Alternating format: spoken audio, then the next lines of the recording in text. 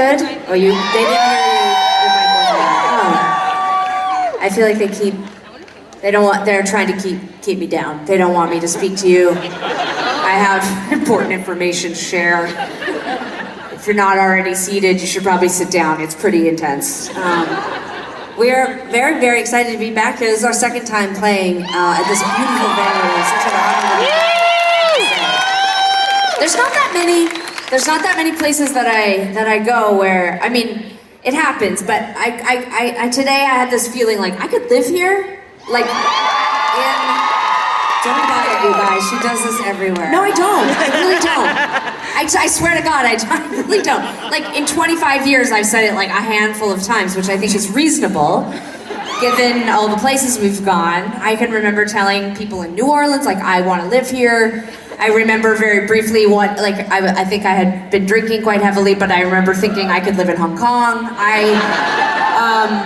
I had a great night there. You know, there's those late nights on tour in like places like Paris or Berlin, but honest to God, I could live, I mean, on the grounds here, like specifically. I went downtown today, it's totally adorable. But, okay, stay with me for a second. When I first got out of high school, I had to get a job, obviously. I mean, I had a job.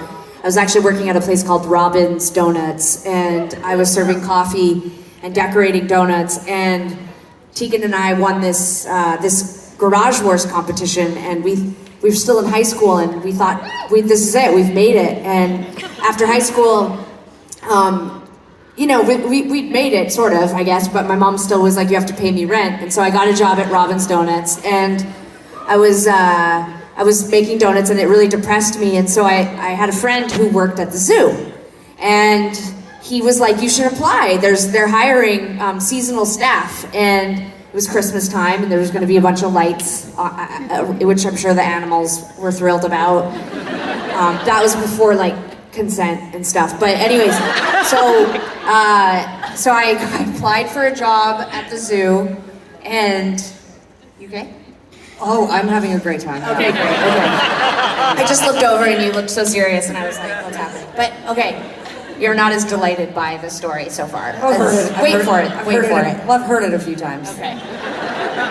You don't know where I'm going with it, because I don't even know where I'm going with it. So I apply for a job at the zoo, and I start working at the zoo, and it's the dead of winter in Calgary, Alberta, Canada. It's -20. And I'm walking through the zoo every day, and I'm assigned to work in the botanical gardens. And they look a lot like those gardens. And I get to my job placement, and it's a beautiful botanical garden, and I think to myself, what will they have me do? Perhaps I'll be watering. Maybe I'll be giving fertilizer to the plants. Maybe I'll hey, I'm not above anything. I will clean the floors of the botanical garden. I'm breathing this I was working in the cafeteria, and I specifically was assigned to the fryer, where I was making deep fried chicken nuggets that look like dinosaurs, because Alberta is one of the largest finds of dinosaur bones in North America. Anyway, so today when I got off of the bus and I looked at your beautiful botanical gardens, I thought, it's a real back to childhood moment, but I thought to myself, you know what? I could be happy working in a botanical garden. And I am not the woman I was at 18 years old who thought, you know what? I don't want to cook deep fried dinosaur nuggets for the rest of my life. But you know what? If I could do it here, I might. That's how beautiful it is. So if anyone here has the power to hire and fire, come on up to the stage at the end of the show. Sara will verbally give you her resume. I can attest it's got 3 things on it. I'm not gonna she made some donuts, then she made some deep fried nuggets, and then she played in this band for 25 years. So, it's a good job. She's trustworthy, and she's looking for a change, because she and her wife had a kid a year ago, so she wants some stability. This could be her place, you guys. This could be it. Speaking of all about change, we are about to launch into a section of songs that really reflects, I think, a wide stretch of time in our career. And I'd be remiss not to point out that we're so grateful that there's lots of people here, I'm sure, who have been with us for much of our career, and some of you, that's wonderful. I can tell by the t-shirts, there's some real old school ones out there.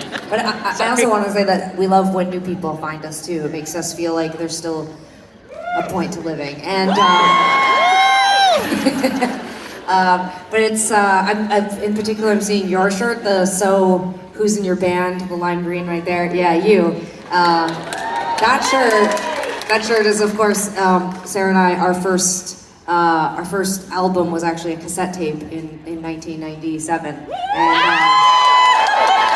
we were in a band called Plunk. It was just Sarah and I.